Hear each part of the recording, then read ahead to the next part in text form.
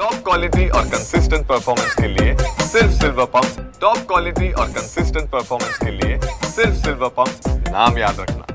राज्यात सर्वत्र दहीहंडी उत्सवाला अगदी उधाण आलेलं आहे। पुण्यात सुद्धा हांडेवाडी चौकामधील श्रीराम चौकामध्ये धर्मवीर आनंद दिघे दहीहंडी अगदी उत्साहात साजरी केली जाते। या उत्सवाचे आयोजक शिवसेनेचे शहराध्यक्ष प्रमोद नाना भानगिरे सध्या आपल्या सोबत आहेत। काय यावर्षीचं वेगळेपण असणार आहे? यावर्षी आमची धर्मवीर आनंद दिघे दहीहंडी हे गेले 10 वर्ष होत असते आणि दहीहंडीचा विशेष म्हणजे या ठिकाणी पारंपरिक वाद्य असते, सांस्कृतिक कार्यक्रम असतात।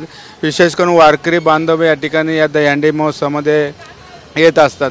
अनेक गोपाळ भक्त या ठिकाणी हजारोच्या संख्येने येत असतात आणि दहीहंडी पथकं बी नवी मुंबई, बारामती, त्याचबरोबर मुंबई, ठाणे असे विविध ठिकाणाहून या ठिकाणी दहीहंडी पथकं येत असतात।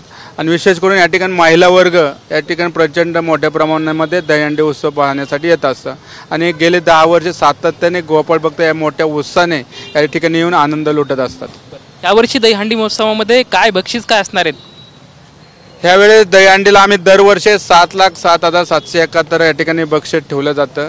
त्याचबरोबर 9 थर या ठिकाणी लावले जातात। अनेक या ठिकाणी दहीहंडी पथक येऊन त्यांचा तो आपला खेळ या ठिकाणी दाखवत असतात आणि नाविन्यपूर्ण असा हा दहीहंडी महोत्सव आनंदामध्ये गोपाळ भक्त येऊन आपण मग मोठ्या प्रमाणामध्ये उत्सव साजरा होत असतो। तर आगामी महानगरपालिकेची सुद्धा आता दहीहंडी येते। या दहीहंडीमध्ये शिवसेना, उद्धव ठाकरे गट आणि मनसे एकत्रित येऊन दहीहंडी फोडण्याचा त्यांचा प्रयत्न सुरू आहे। काय वाटते तुम्हाला? ह्यावेळेस संपूर्ण स्थानिक स्वराज्य ज्या निवडणूक आहे महाराष्ट्रामध्ये त्यामध्ये महायुतीच या ठिकाणी पूर्ण या ठिकाणी बहुमताने आणि महाविकास आघाडीचा या ठिकाणी दहीहंडी फुटली जाईल। या दहीहंडी महोत्सवाच्या निमित्तानं खरं तर धर्मवीर आनंद दिघे यांचे कट्टर निस्तीम भक्त असलेले एकनाथ शिंदे आहेत आणि त्यांचे तुम्ही कट्टर समर्थक आहात। म्हणजे खरी गुरु शिष्यांची एक परंपरा आहे। त्यांच्याच नावाने खरं तर तुम्ही या ठिकाणी दहीहंडी महोत्सव सुरू केलेला आहे।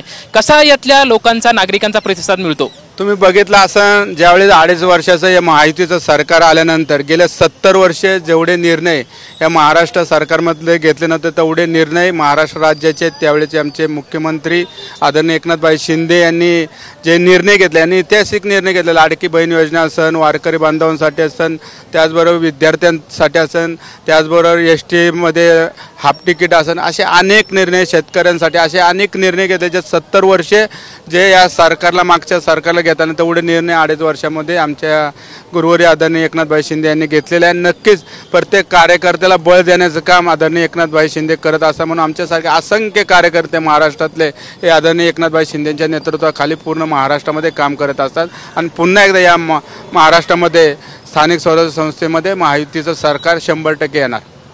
आपण बघू शकतोय की आगामी स्थानिक स्वराज्य संस्थेच्या निवडणुकामध्ये पुन्हा एकदा महायुतीचं सरकार येईल असा विश्वास जो आहे तो प्रमोद नाना भानगिरे यांच्याकडून व्यक्त होताना दिसत आहे।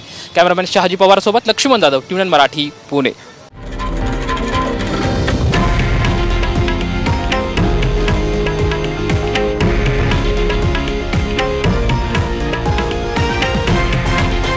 हे आहे देशातील नंबर 1 न्यूज नेटवर्क आणि आपण पाहत आहात TV9 मराठी, एकमेव।